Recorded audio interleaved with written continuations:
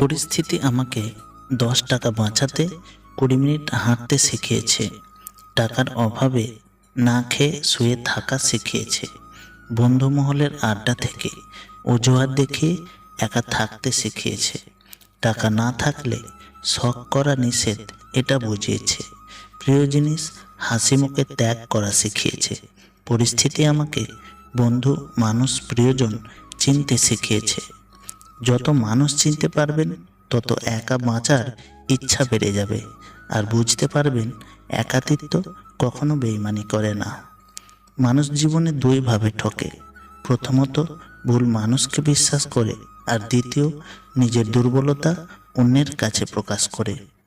দুর্বল কেউ নয়, কিছু পরিস্থিতি মানুষকে দুর্বল বানিয়ে দেয়, আর কিছু মানুষ সেই দুর্বলতার সুযোগ নিয়ে নিজেকে বাঘ ভাবতে শুরু করে।